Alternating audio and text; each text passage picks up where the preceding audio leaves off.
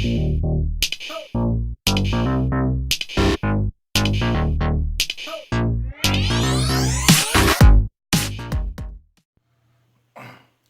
and love, fam. Welcome to the channel. It's your boy Monte. You know what it is. You know who I am. You know what I do. And you know how I get down. All right, guys. Tip of the day before we get into this deep conversation. We're going a little bit different than what we usually do. We're talking about politics to a certain degree, but I think it's pertinent information. But here's the tip of the day, guys. Remember, guys, if you want to maximize your ability to lose fat, then you're going to have to make sure that your body is not in an inflamed state.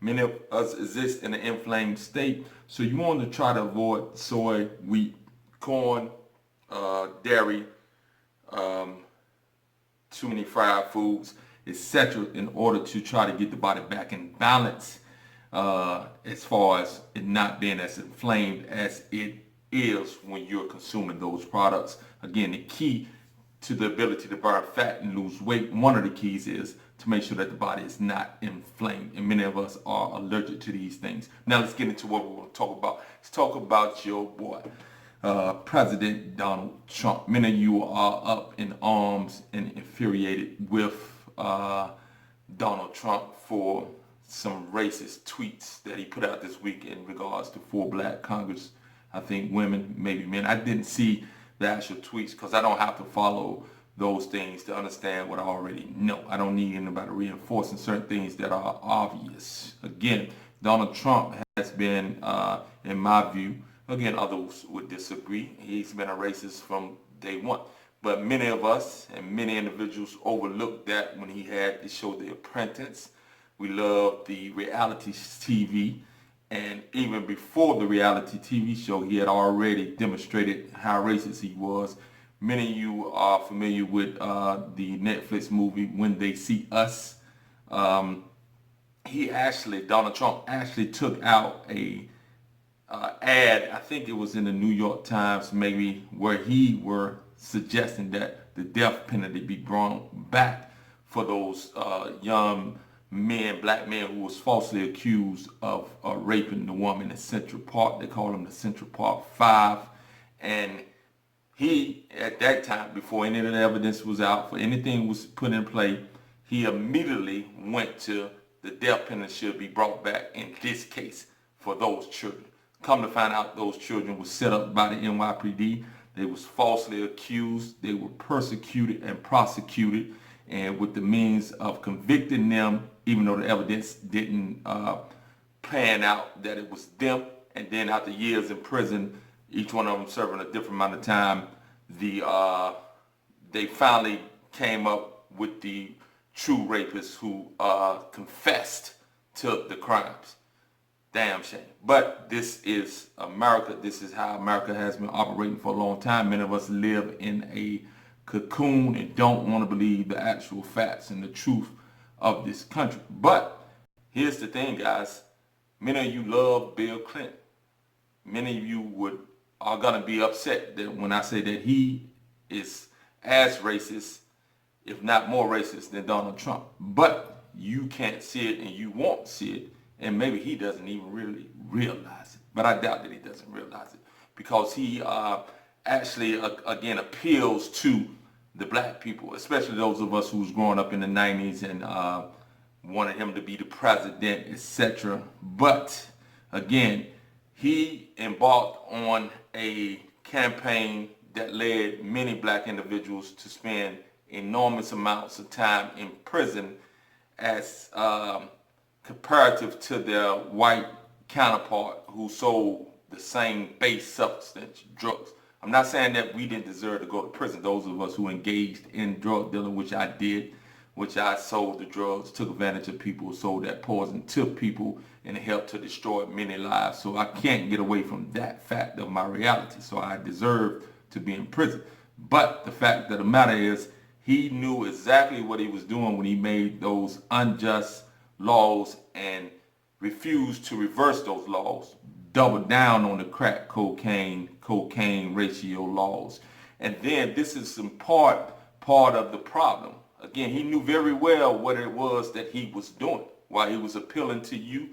I'm speaking to black people on one end, playing the I think saxophone, singing blues, loving blues, feeling cool. Some of you even label him as the first black president, not knowing what it was he was doing with his policies, not understanding what and how he was going about applying his policies, the information that he was getting from well-known individuals who were putting out what they call pseudoscience, particularly this professor from the University of Princeton University, John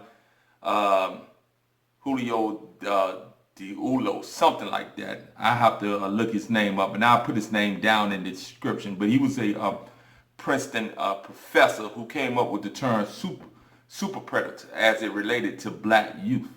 He had deemed black youth as being godless, as being alien, as being without a soul, and that they would heap a ton of violence and danger on the community. Now, the violence and danger that is being heaped on the community is real, but that's not because these individuals are any different from any other individual who would be brought up in a society where they are descendants of slaves and in a community that is engulfed with poverty, also in a community in which drugs were allowed to be fed into the black community by the CIA back in the 1980s. All these things are documented when they was trying to support a war with the Sandinista government and I think the Nicaragua fighters. I forget the exact names, but we know the Contra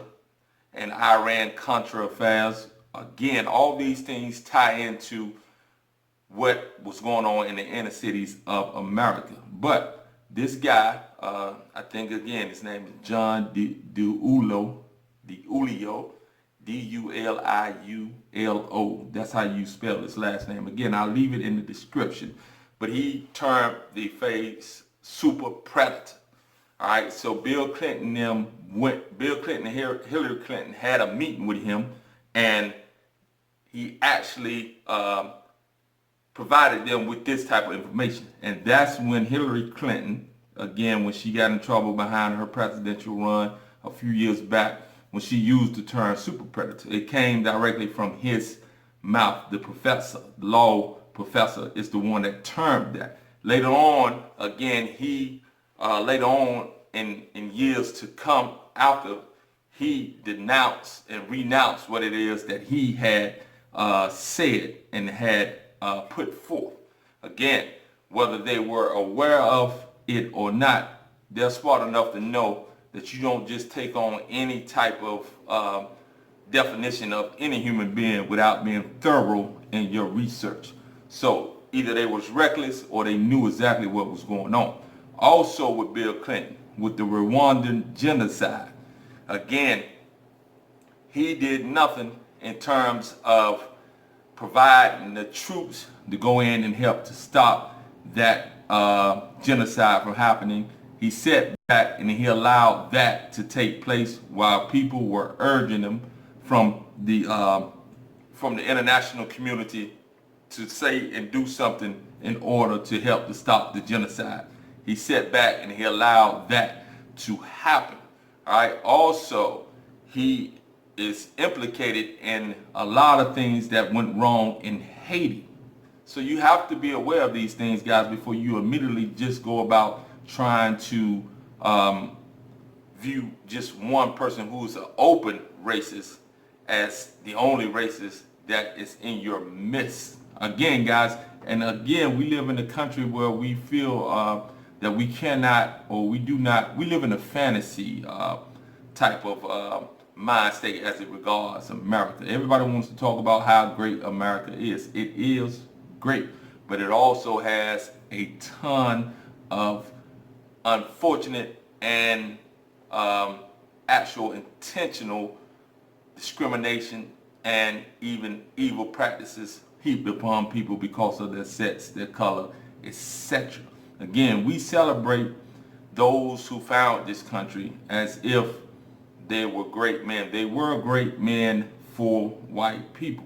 They were not great men for the Africans that they oversaw the slavery and the kidnapping and the forced labor, the rape and the beating and the torture and the genocide of those Native Americans. Their actions in that, they have to be held accountable, just as we have to be held accountable for our actions that we've done. I had and I have to be held accountable for the dope dealing that I did over the years. I served 8 years in prison, but beyond the 8 years in prison, I still have to be held accountable for what it is that I did. So I have to undo that by the works that I do in this day and time. And those who I damage may never forgive me. And they have every right not to. That's their choice. But I'm a different man than I was then. But I have to prove that. So unfortunately, those who were the founding fathers, they cannot prove it because they're gone. What they did prove during the time they was here, that they was with the, again, enslavement, the torture, the total dismantling of a people, and the genocide of another people. But yet we celebrate them as being heroes. Again, there's a double standard. There's a misplaced of attention. It might be selective amnesia, we like to call it, because they're taught every day. These individuals are taught to the children of this society every day as being heroes, and everything else about them has been glanced over. Again, it's two sides to them. Yes, they were heroes on one end, and they was terrorists or tormentors on the other end. This is a fact. This is nothing being heaped upon them that they didn't earn themselves. So again, with you being totally upset with Donald Trump for him being the racist that he is, I understand. But understand that he's not the only racist, and that you actually celebrate individuals that were racist. All right? So again, until we become more willing to deal with the black and white issue specifically, because we always want to push that under the table, and we deal with the fact that America, those who are not racist yet still celebrate and still have no real issue with the teaching of the educational system as it is upon the founding fathers, as if they were great men for the totality of Americans. This just is not true. Let's deal with reality, guys. And again, Trump is who he is. You shouldn't be surprised. You shouldn't be surprised.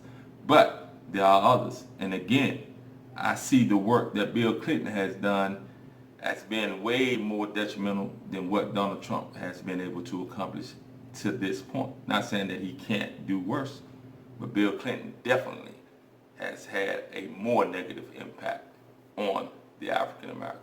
Peace and love, guys.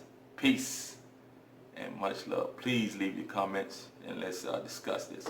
Peace.